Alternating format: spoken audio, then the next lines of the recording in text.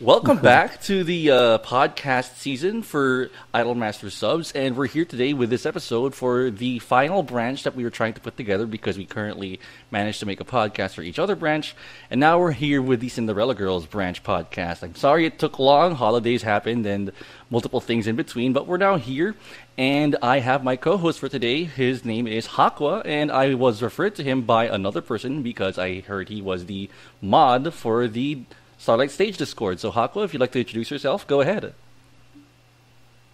Hey guys, my name is Hakwa. I am indeed a moderator for the Starlight Stage Discord. It's the, I guess, unofficial official Discord, which you can find kind of linked to the Reddit. But yeah, it's probably one of the biggest English-speaking Cinderella Girls Discords. So yeah, that's who I am. And as for promotion, we will be putting links to the Discord links, as what I've also done with the previous ones.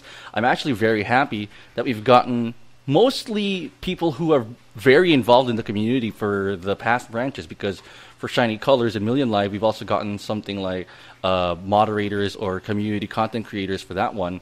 We've also had a Twitter moderator for Side M. So now that we've also finished up the roster with a moderator for Starlight Stage Discord, I feel like most of the credibility will come from someone who's knee deep or like really stuck into the community, so that they get like multiple facets, multiple spectrums of how they see the community and the franchise. So I really appreciate this stuff. So let's not dilly-dally around here and straight go over to the first question. Again, this is season 1, so we're not going to delve into super complicated, super in-depth topics, so that in case anyone does want to see the branch or the franchise from a glance and they want to go ahead and delve into it further, that's when they can make their decisions. So question 1, as with all other previous podcasts, we start off with a simple question, and that is, what do you like most about Cinderella Girls? What do you think makes them unique, the franchise as its own? What do you think they do better than others? Sure. So Cinderella Girls is probably one of the more popular of the branches. It's got a really big following. Part of that is probably the very large cast of characters it has. And so before we started this podcast, I also decided to ask a few people in the Discord to see if they had any inputs. And for this question, pretty much everyone kind of came to the same conclusion, which is it's really the giant, diverse cast of characters that really sets it apart from the other parts of the franchise. Because its cast is so big, you know, you really do have sort of an idol for everyone, kind of, is the idea behind it. And so I, too, think it's a really nice part of the Cinderella Girls branch of Idolmaster.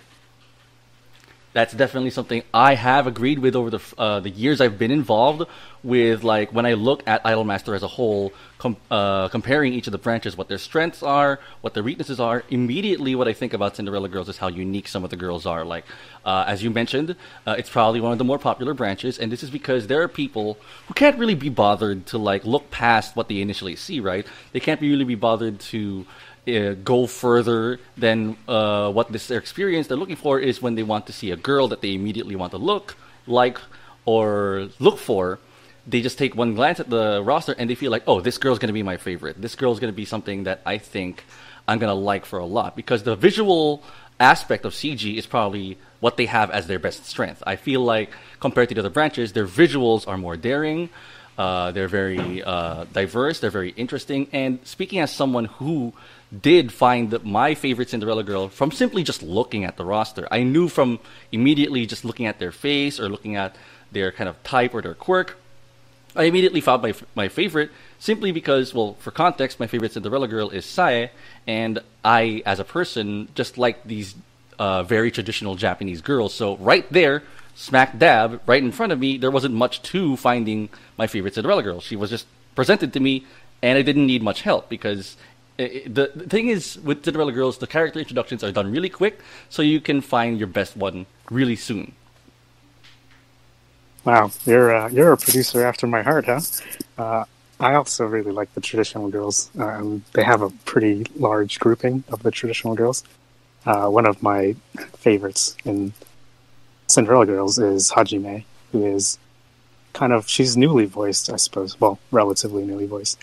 And she also is within the same kind of friend or friend group is a weird word to say, but I suppose talent group, kind of interest group of the traditional girls. So yeah, I do enjoy them as well. And I guess for context, I produce two idols mainly, which is Hajime and Rin. Those are my two favorite idols. Yeah. And yeah, what you said is definitely true. The funny thing about Cinderella Girls is, I suppose, apart from the anime, which of course is a great way to get a lot of popularity into the franchise, the game, Starlight Stage, which is, I guess, sort of like a side game of the main game, which is the MOBA Cinderella Girls, which is just sort of more menuing and producing, which is not really popular in the Western community at all.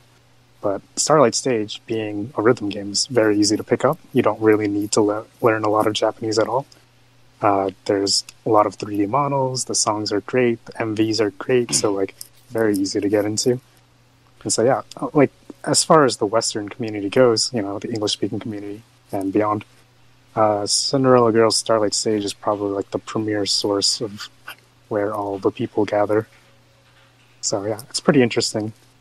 Starlight Stage in particular, I feel like I've discussed this with a few other producers who share my insight, but people have been thinking about what now separates Starlight Stage from like the other games, because we've got a slew of them coming up. We now have theater days. We now have stuff like the other up and coming idol games that are going to be featured. And I think what sets Starlight Stage apart now, which they previously didn't have, is that they've become more creative with like stuff like their MVs. They go above and beyond with how they present their girls, because I feel like if they all did the same thing, then we'd be in this sort of like homogenous sort of group of games where nothing really does stand out. So what I appreciate that they've done so far is that while now Theater Days has taken more of the stage performance sort of MVs, Cinderella Girls has just exploded with ideas like you have MVs like Babel, where like they're climbing a tower and stuff. You have MVs like most of the MVs that involve other structures or other types of camera work.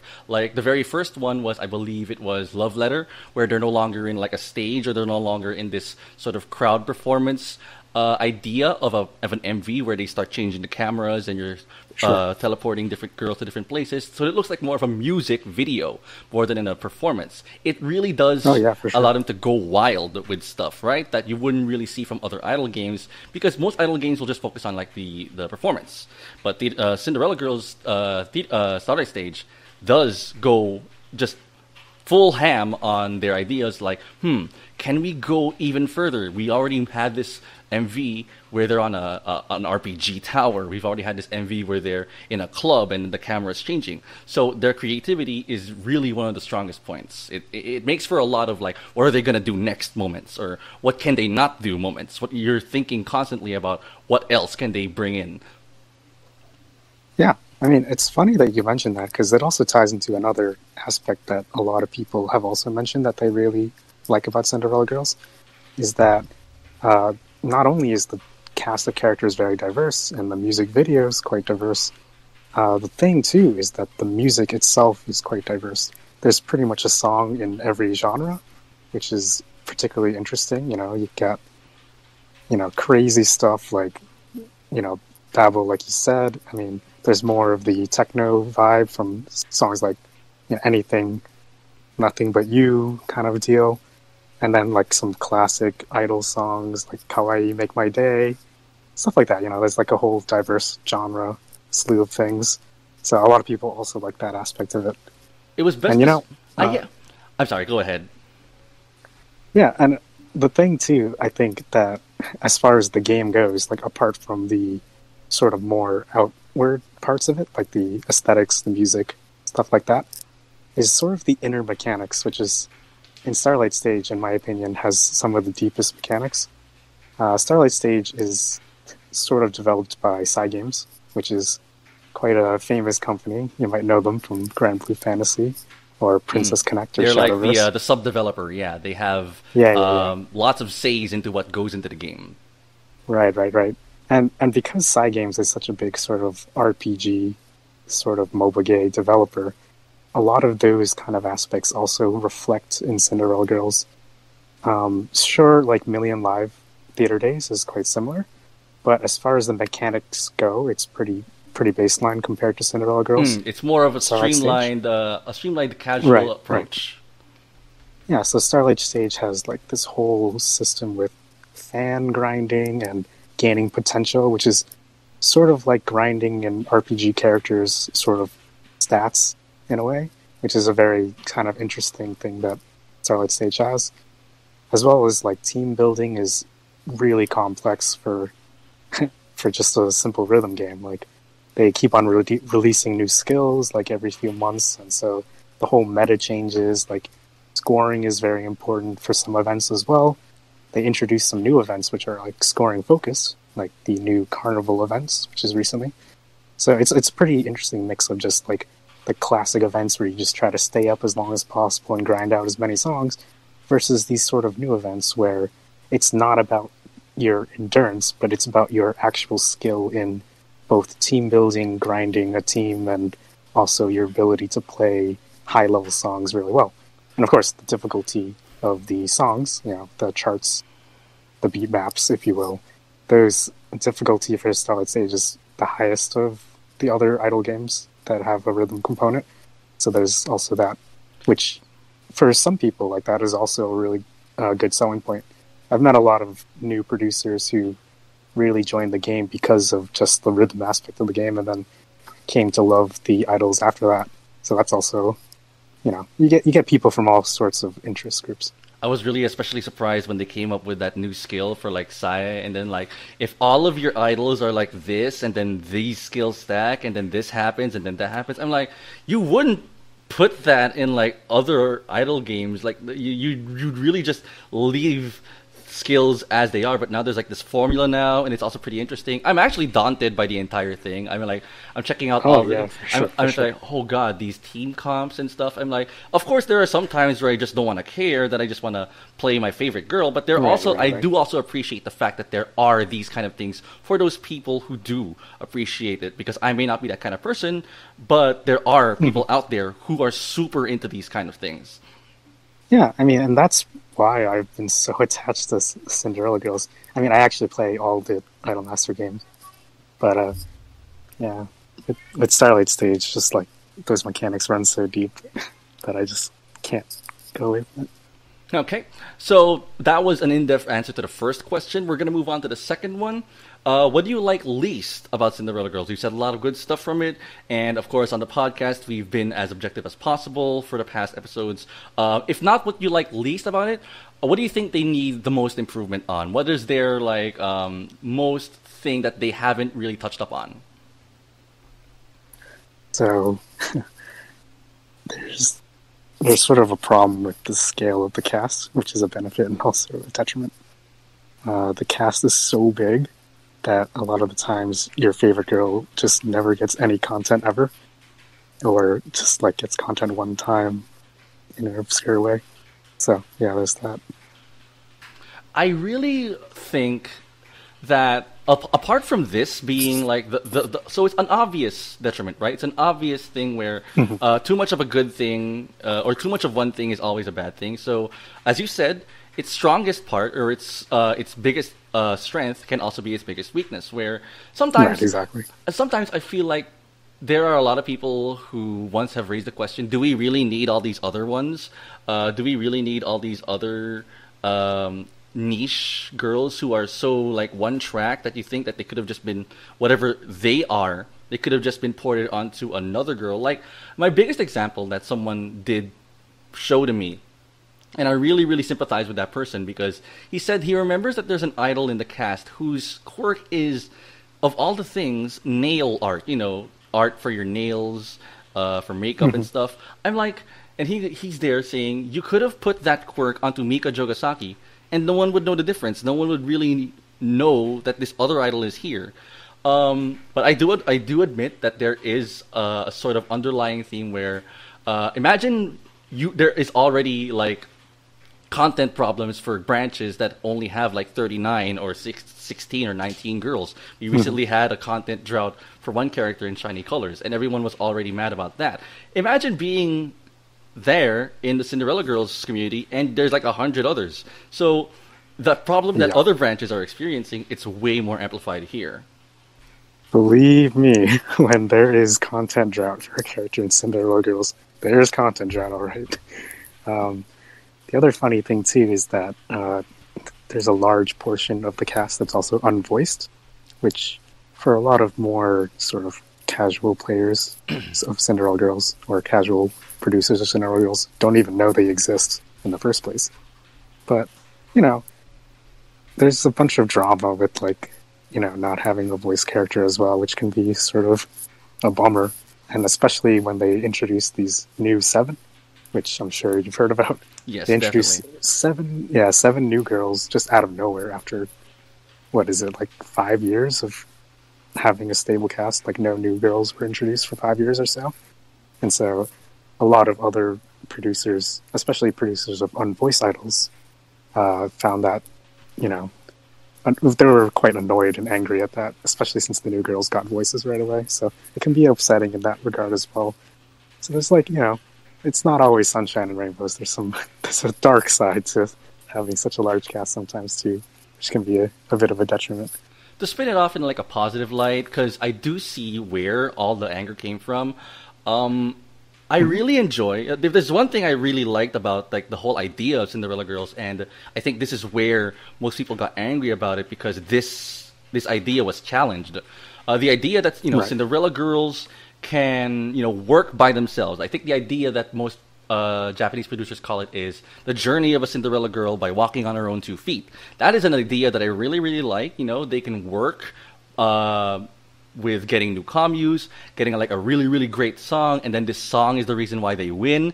And then when they win, they become Cinderella girls. Or for unvoiced characters, like for certain things where unvoiced characters do get a voice out of nowhere because perhaps they got this card that they really like. So it's them on their journey to become a voice character or become a Cinderella girl. It reflects with the actual story of Cinderella, where you're this nobody girl. You're nobody. You're like this girl cleaning on the other side. And then you get your big break, your fated meeting, and then you just become the most beautiful girl in the ball. So that's the idea that I really like, hence the reason why the franchise is called Cinderella Girls. Except the whole thing where you just said about these two new girls or these new girls, they skipped the journey. They just skipped all the steps, and suddenly they're there, and so that's what made a lot of people angry. It's as if they disrespected the whole thing that made Cinderella Girls sentimental for a lot of people.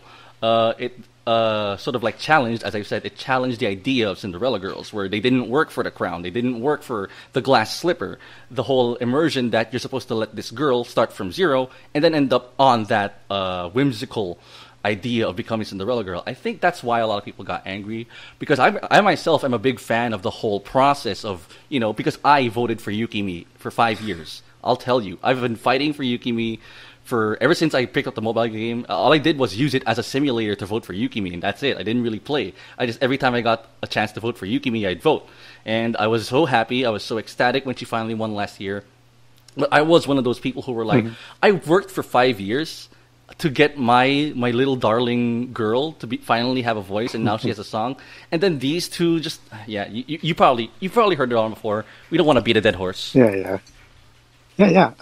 First of all, congratulations, Yukimi is now voiced. Thank you. But yeah, like definitely the whole election to get Cinderella Girls new songs and new voices is definitely a very interesting part of the game as well, like the whole franchise as well, because all the other Idolmaster franchises, all their idols are already voiced. Yeah. And so, I mean, you do still have elections with, like, for example, Theater Ace has a very interesting election where they vote for girls to be cast in specific songs.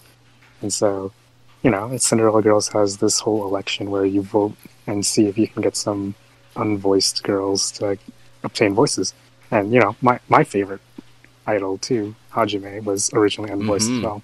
And she got voiced through the election. So, there's hit and miss for all that stuff. And the new 7 girls, 5 of them were now voiced. 4 of them did not participate in the election. 1 of them did, Ryamu. So, a lot of people give them sort of, flack for, getting a bypass in a way, but not all the idols won voices via an election. The original anime was a thing as well. and that's where you get some idols like that are quite unpopular. For example, Ueda, who is voiced but literally doesn't get any content and pretty unpopular. So, it's just like a whole sort of strange mix of things. And, I like the new girls myself, and I think, they have quite a good story, and especially for Western communities that have trouble getting into the story because, there's a language barrier. It's difficult to sort of have I guess, an understanding of what these characters are like as well. So that can also add to the wounds, I suppose. But, for me, I like them. I think their stories are actually quite endearing. So if you do have a shot to see if you can read some of it or translate some of it, like get a translation of it, and to all of you listeners out there, I would say, don't knock it before you know, right? I do think I'm not quite sure if this is true because there are a few little outliers that I do remember from Cinderella Girls who are an antithesis to this idea. But I think a lot of the things that people give Cinderella Girls harp for is that sometimes they always, or not exactly sometimes, majority of the time they're not expecting much from like most of the communes, right? They're expecting like since the cast has so many girls, they're thinking that they're just going to give them the bare minimum and then that's it. But while this may be true for like a large portion of most of the comedies for the girls, there are a lot of other times where you can see that they've been put effort into it. I preach this for the longest of time that Jet to the Future is like one of my favorite comedies of all time because it takes one of the most, probably horribly written girls, Rina, and they write her properly. I mean, like, wow. it was the, yeah. That's a bold statement, dude. Man, no, I'm a fan of Rina. I love Rina. I love her songs and stuff. But, like, the whole idea where she's, like, Niwaka and stuff, it doesn't really sit well with me until I read Jet to the Future, which was, like, one of her best ones. And I'm like, okay, if they could have been at least more consistent with, like, these style of communes to make sure that some of the characters don't end up as one-dimensional as what people think they are, it would be great. But, like, not every commune is Jet to the Future. Not every commune can be, like, they shed light on some of the more one-dimensional characters. Because not all of them are one-dimensional. Because you probably just think they're one-dimensional because you haven't really given them as much thought. But I do get it. It's not really what people are here for. They're here for, like, something else. They're here for, like, an experience, for visuals. And I just wish it didn't get lost in translation like that. Yeah, I mean, I will say that in terms of a deeper understanding of some of the girls, the event commies are the biggest part of that. Some of the events are really interesting. I mean, you get a whole new perspective on a lot of girls. And then the other thing, too, is this only applies to voice idols, unfortunately, especially with events, but also solos songs. Yeah, the solo songs. So solo songs are also like one of the best ways to have an idol. It's reading things that you can't read, which is unfortunate. So a lot of it appears shallow, and for some people that's all they need.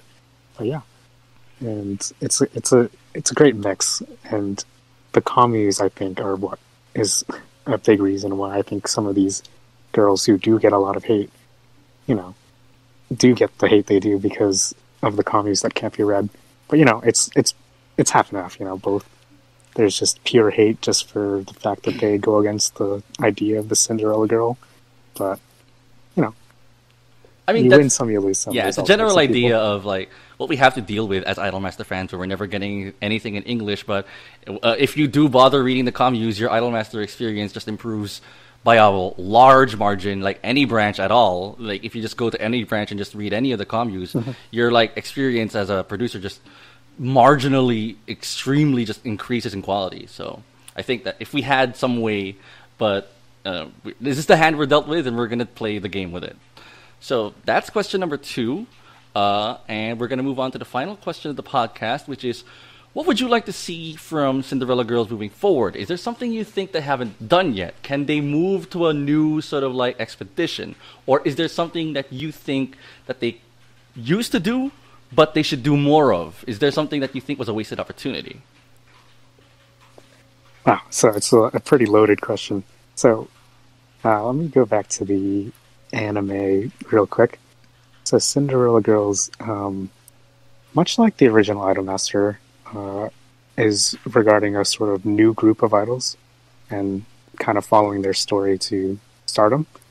But little uh, little tidbit there is that they join the girls in Cinderella Girls. They join a larger production company, which is filled with other groups of idols who are not related to the main cast, which is pretty interesting. As far as like the original IMAS goes, they sort of all started from the bottom, I suppose, and so they weren't. It was a pretty much like a small production group, Mm-hmm. and that actually goes for almost every idol show I've seen. Like a lot of idol shows have this sort of origin story where they're a small production company or a small producing group of new girls fresh on the scene. And I always found that to be completely interesting in Cinderella Girls is because their cast is so big, it also follows suit that there are multiple producers within the same sort of production company Yes. producing different girls. And so it's not really an origin story, but there are girls who are already there, doing their own thing with other groups. And I always found that to be super interesting. And so from that, I would love to see sort of another anime that is Cinderella Girls, like perhaps like the other Cinderella Girls who are already in other production groups, like not another origin story, because we have enough origin stories. I'd love to see the daily lives of just like idols who are already in the groove of things and where they go from there, which I mean, that's pretty much what the communes are in the game, right? But I'd love to see it in anime form. I mean, there is, of course, Shingeki, but that's kind of just like comedy bits. Yeah, I'd love to see something a little bit more, serious. There's like the mangas, which kind of focuses on this idea too. Like you have After 20, and then there's the Wind Girls and Under 149 that are all sort of different branches. Like you see some overlap with the idol groups, but they're all sort of in their own production companies, and I think that's really fascinating. And I'd love to see more in that direction, I suppose. My idea of Cinderella was, well, I just I explained this in question two, but I'll expound on this a little more. So when they made the anime, I was thinking like, so I know how it works because I followed the game.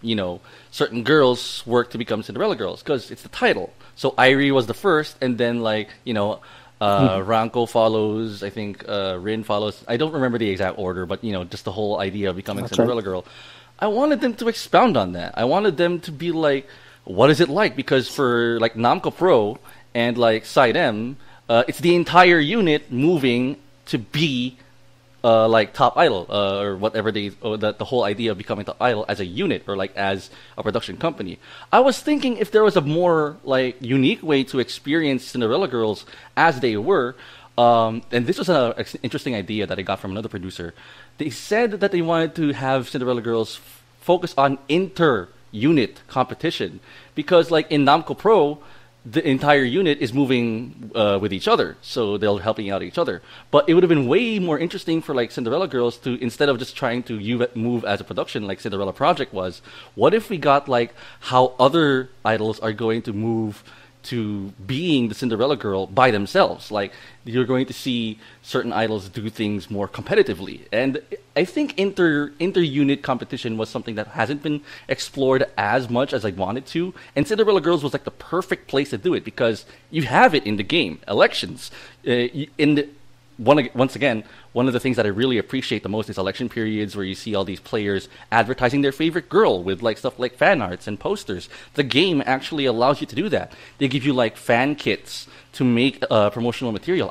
I think that's one of the best features of the MOBA game, if you ask me, where they give you like fan kits and like assets to make posters to advertise your girl. I think that's the best whole idea to Cinderella Girls because it's something that the other production branches can't do because they've already committed to moving their unit as one.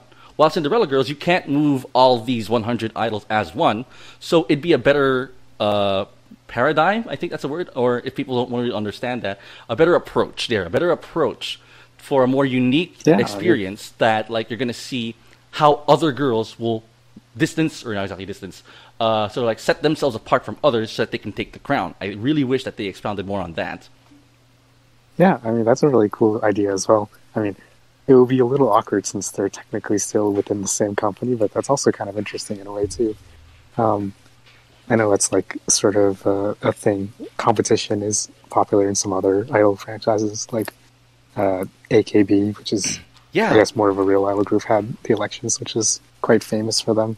I mean, even Love Live has like the Love Live competition. So yeah, it would be a pretty interesting idea to bring a little more of a competitive aspect to the games. I think that'd be cool as well. It Or was the franchise, rather, not the game. I was looking for it because while I did appreciate the whole approach to the anime for CG, where it's a lot more fanciful, it's a lot more sort of like, it focuses on fantasy because that's the whole idea of CG. I felt like there wasn't as much threat or as much stakes going on because they were already in this big company. It really didn't really matter if they didn't like perform as much as they wanted. Like even if Rin stepped up and joined Trey at Primus, it didn't feel like there wasn't much to lose with Rin not being part of the generations anymore. They could just go find another unit, like what they did with Pink Check School and Positive Passion. It would have been a lot better for me to find more stakes, and putting them against each other as a competition would be much better. Don't get me wrong though. I did love a lot of the episodes of the CG anime. I have my hand-picked favorite episodes as compared to like Namco. Also, like I have my hand-picked favorite episodes in Namco Pro, but I also have my hand-picked favorite episodes in like CG. And I think you're going to generally agree with me that the Mika and Miria episode is like one of like the best, if not the best, in my opinion, for the entire episode or the entire show. Because like I think the Mika episode explains it well, because in that episode, the executive director challenges her image and stuff, and then like Mika and Rika go over an argument about what's it really like to be an idol, or can you do things you just want to? Because Rika said, "Oh, I want to do things. I want to be like you, big sister." And then like Mika's all, "You just can't do what you want." So there is the whole idea of the industry, which I think was one of the reasons why it was the best episode for me. Yeah, I mean, the whole like Cinderella Girls, like a lot of the drama in it is because of the whole idea of the industry, which I think is really interesting. So yeah, I do really enjoy that. I love that episode as well. I mean, obviously you have Japanese superstar Takagi Kaide, who is so popular that she can do what she wants, despite the in that episode, despite the director telling her to do X or Y. But yeah, so it's pretty interesting take to see like sort of the whole intricate system of the production and the company and the entertainment and all that stuff. Like you got to do things to make certain sales, which is an interesting idea. So while I do appreciate what Cinderella Girls is doing right now, I really do wish that they could have capitalized or like expound on the whole idea of competing against each other. It could make for some really great communes, in my opinion, where like you'd have two girls who are like friendly rivals, and they're always trying to best each other, and then it's like really super good from there. Maybe you can like get some idols who have high ambitions, some of them there in the communes, or like some of the girls who want to find a better reason to be a better idol, and that could be like a better source of communes. But again, what we have now is cool, what we have now is great, but it would really be more unique as an approach to an idol series, apart from like what we already have now, where you just make it and that's it. So yeah, that's what I think Cinderella Girls should expound on. So we're going over to 34 minutes, which is the average length time for the other podcasts. So we're going to wrap things up here, but we usually allot like 4 to 5 minutes to the end of the series or at the end of the episode, so that Hakua, my guest today, can express some things like what he would want to say to the community, if he wants to see more content done in some certain fashion concerning Cinderella Girls. Go ahead, Hakua. Take your 5 minutes. Oh, wow. There's like a whole laundry list of things I could talk about Cinderella Girls. I can go on, and it's a big franchise. There's so much to talk about. But yeah, I mean, I'm a moderator of the Starlight Stage Discord.